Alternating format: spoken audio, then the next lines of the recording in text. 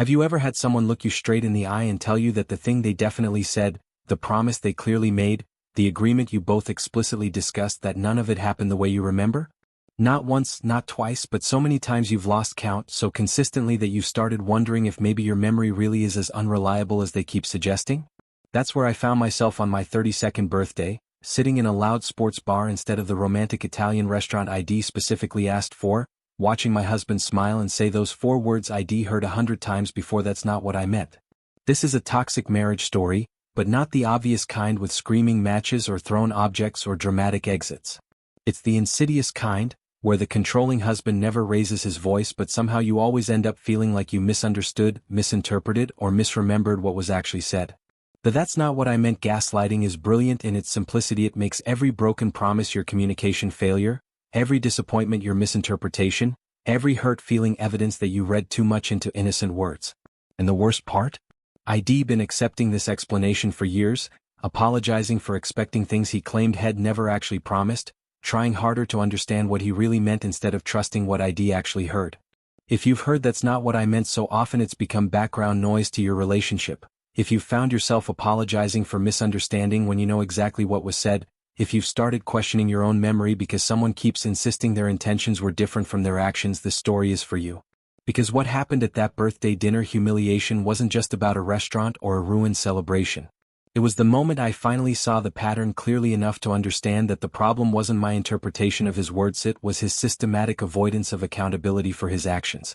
This is about emotional manipulation, marriage dynamics that hide behind claims of miscommunication, about dark relationship drama that unfolds and "I didn't mean it that way" instead of apologies, and ultimately about a female empowerment story that began when I stopped explaining my feelings to someone who'd just reframed them as misunderstandings anyway. It's about silent revenge marriage, where the revenge is simply refusing to accept someone else's reinterpretation of reality, and about an emotional power reversal that happened the moment I decided impact mattered more than stated intent. And it all started on my birthday, in an emerald dress at the wrong restaurant, hearing those same 4 words for what I suddenly realized might be the 100th or maybe the 1,000th time. Lisa had been looking forward to her birthday dinner all week, maybe even all month if she was being honest with herself. She'd dropped hints about the Italian restaurant she loved, the one with the candlelit tables and the tiramisu that tasted like a small piece of heaven. When Michael suggested they celebrate with a dinner out and invited her parents and sister to join them, she'd felt that warm flutter of being seen, being considered, being celebrated. This birthday dinner came with emotional expectations she'd been carrying carefully, hoping this year would be different from the last few where her special day had somehow become about everyone else's preferences and schedules.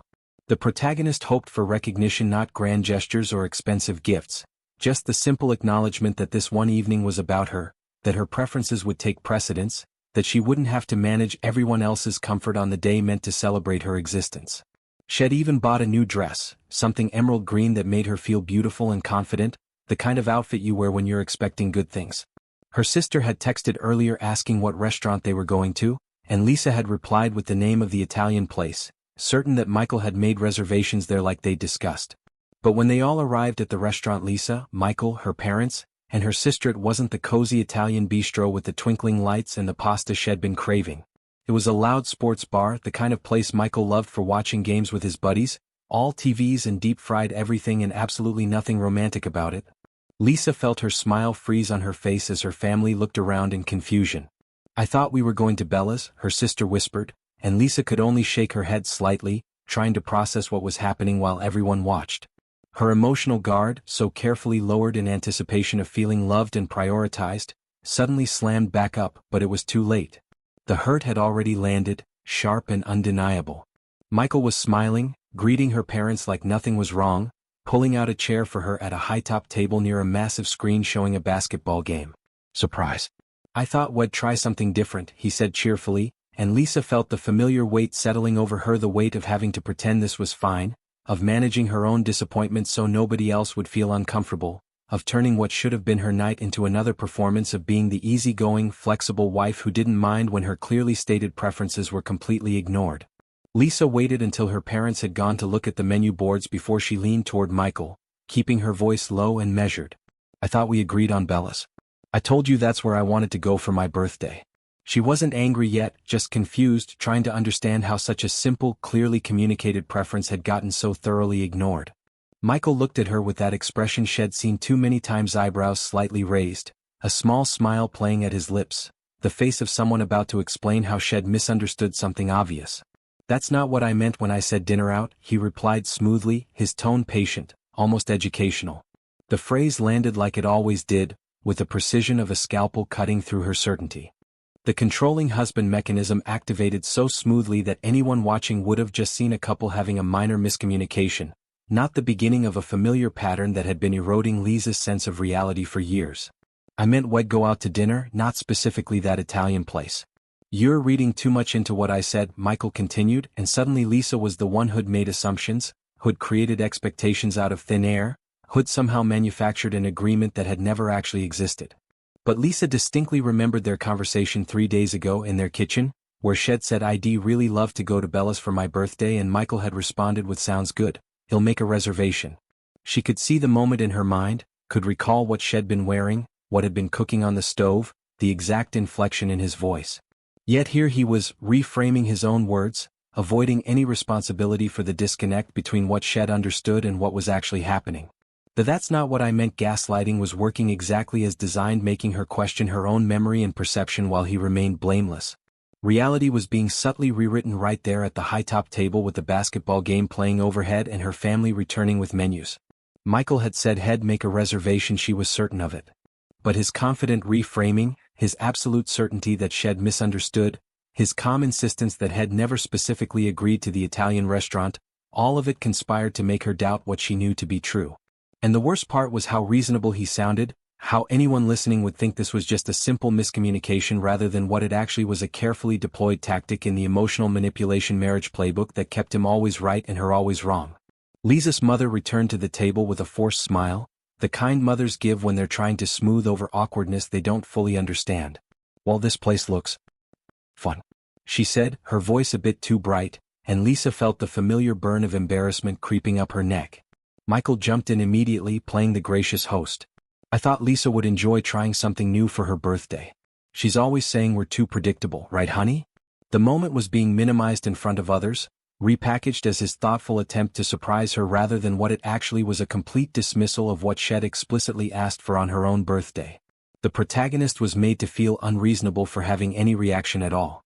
Her sister shot her a sympathetic look, but what could Lisa say? "Actually, I specifically asked for the Italian restaurant and he said yes, but now he's claiming that's not what he meant?" It would sound petty, would make her look like she was starting drama on her birthday, would position her as the difficult one making a big deal out of nothing.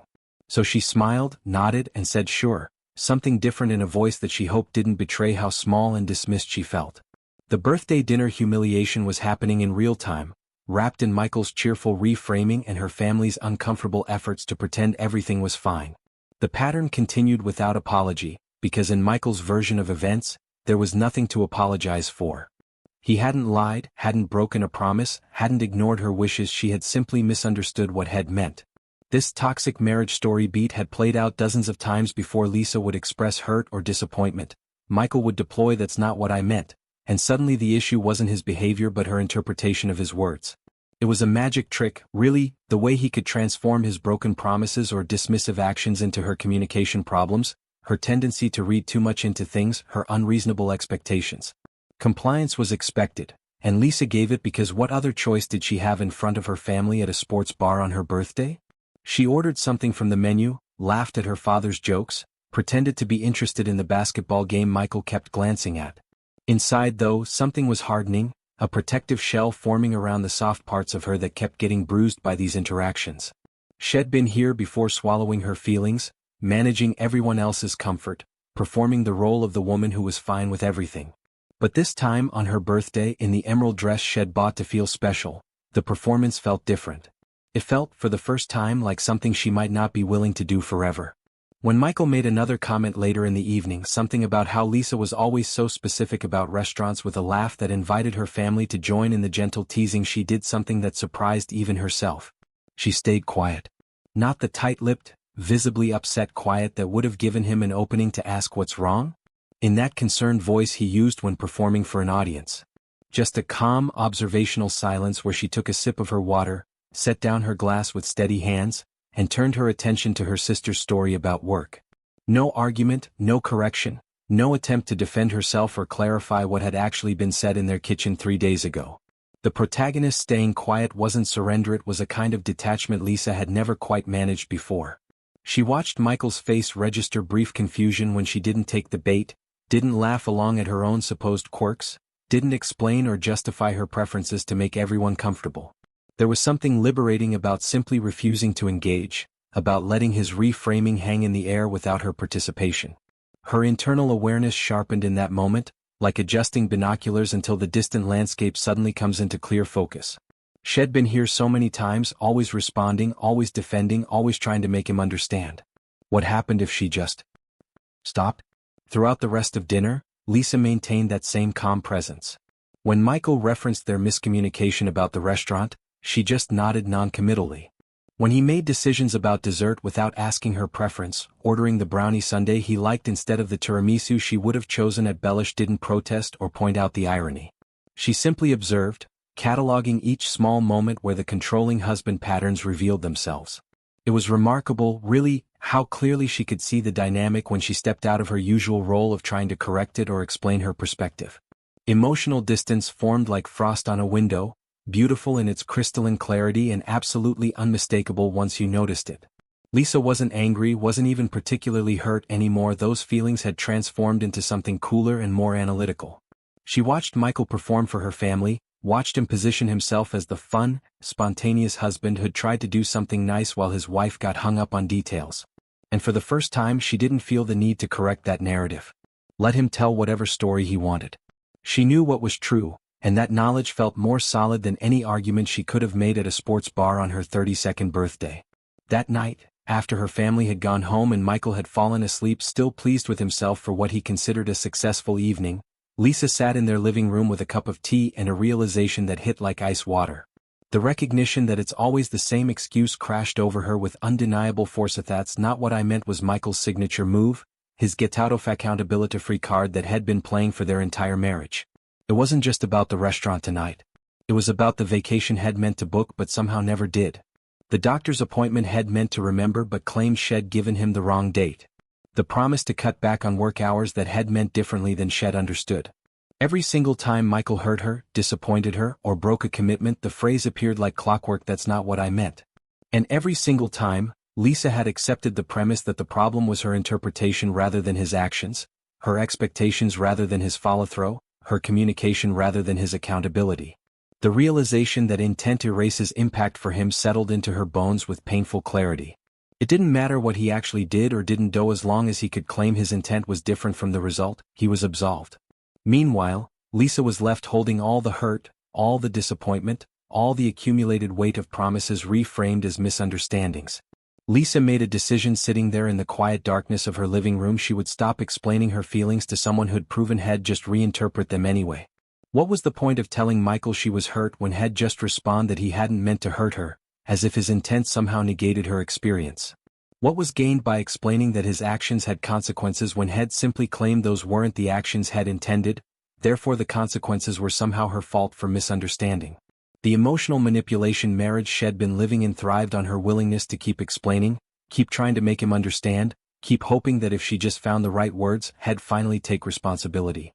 The shift from emotion to clarity was almost physical, like emerging from underwater and taking that first clean breath of air.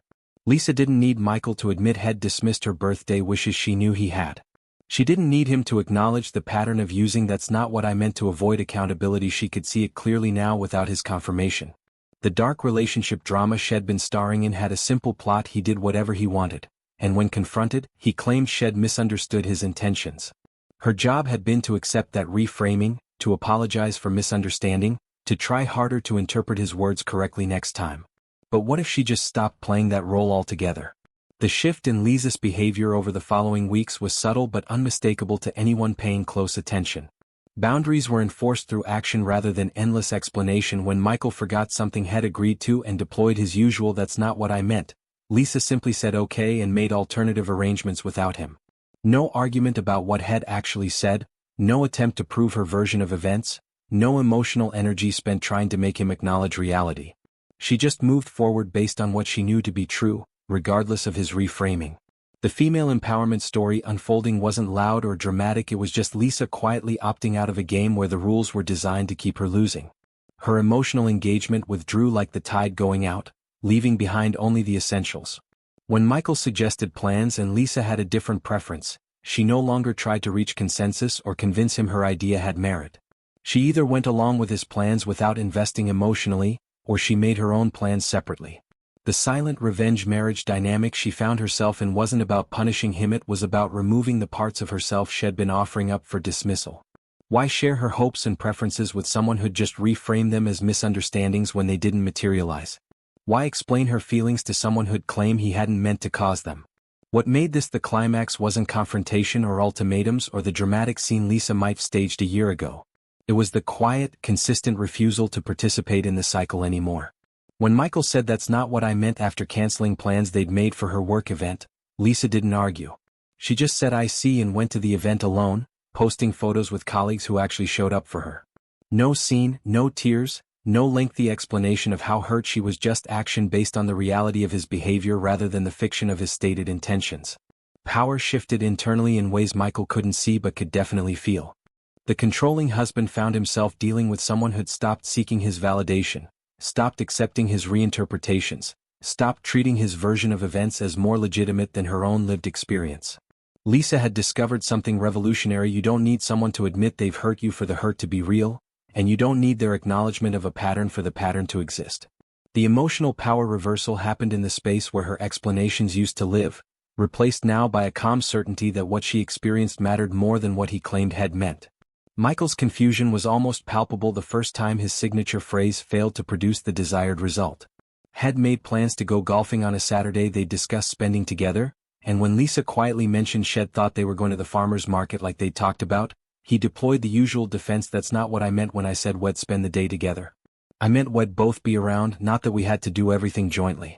He paused, waiting for Lisa's typical response, the hurt expression, the attempt to explain why his interpretation didn't match what she'd understood, the emotional labor of trying to bridge the gap between his words and his actions. Instead, she just shrugged and said, "Have fun golfing," before heading to the farmer's market alone. The confusion on Michael's face was clear: this wasn't how the script was supposed to go. The "that's not what I meant" gaslighting had always worked before, had always shifted the conversation from his accountability to her interpretation, had always put her on the defensive while he remained blameless. But when Lisa stopped defending, stopped explaining, stopped caring whether he acknowledged what had actually said or not, the phrase just hung in the air, impotent and exposed for what it really was: an avoidance tactic. Michael's authority weakened without Lisa's emotional reaction to push against. He tried repeating the phrase with more conviction, started adding elaborations: "You know, I didn't mean it that way," or "I feel like you're deliberately misunderstanding me," or "this is frustrating because you're twisting my words." But you can't gaslight someone who stopped seeking your approval of their reality. Lisa knew what had been said, knew what had been agreed to, and Michael's claims about his real intentions no longer held the power to make her doubt her own memory or perception. The pattern that had been invisible when she was inside it became glaringly obvious now that she'd stepped back. The toxic marriage story's central mechanism was breaking down in real time, and Michael's desperation showed in increasingly transparent attempts to restore the old dynamic. He'd create situations where he'd fail to follow through, then watch with visible frustration when Lisa simply adapted without demanding an explanation or apology. "Aren't you even going to ask me what I meant?" he said once, the subtext clear: needed her to engage with his reframing for it to work. But Lisa had learned that engaging was optional, that she could simply observe the pattern, trust her own experience and act accordingly. His pattern was exposed not through her accusations but through her absence from the dance they'd been doing for years. He erased the truth that Lisa learned, and that anyone in similar circumstances desperately needs to understand: impact matters more than intent. When someone consistently hurts you, disappoints you, or breaks commitments, their stated intentions become irrelevant in the face of repeated outcomes. Michael could claim he didn't mean it that way 1,000 times, but what actually mattered was that Lisa ended up hurt, dismissed, and let down over and over again. The "that's not what I meant" gaslighting is designed to make you focus on interpreting their intentions rather than trusting your experience of their actions, as if figuring out what they really meant would somehow erase the impact of what they actually did. The revolutionary insight that changes everything is recognizing that repetition reveals manipulation. Once is a miscommunication. Twice is a coincidence. 100 times is a pattern, a strategy, A deliberate way of avoiding accountability by making every disappointment your failure to understand rather than their failure to follow through. When someone deploys the same excuse after every broken promise, every dismissal, every moment where their behavior doesn't match their words, they're not clarifying miscommunication. They're training you to accept that your interpretation of reality is always wrong and theirs is always right. That's not a relationship, that's a power dynamic disguised as communication issues. What saves you from this cycle isn't winning the argument about what was really meant or proving your version of events was accurate. It's self-trust that ends circular arguments completely. Lisa stopped trying to make Michael admit what Head actually said because she didn't need his confirmation to know what was true. Her memory was reliable, her interpretation was valid, and his constant reframing was manipulation, not clarification. The moment she decided that her experience mattered more than his explanations, the whole dynamic lost its power. You can't manipulate someone who's stopped seeking your validation of their reality. Power returns when explanations stop, when you quit performing the emotional labor of trying to make someone understand how they've hurt you, when you simply trust your own perception and act accordingly. The birthday dinner humiliation, the endless "that's not what I meant" excuses, the emotional manipulation marriage tactics that kept Lisa small and uncertain, they all collapsed the moment she stopped participating in the explanation game. The controlling husband lost control not because Lisa confronted him or convinced him or made him see his pattern, but because she simply stopped believing that his interpretation of his intentions mattered more than her experience of his actions.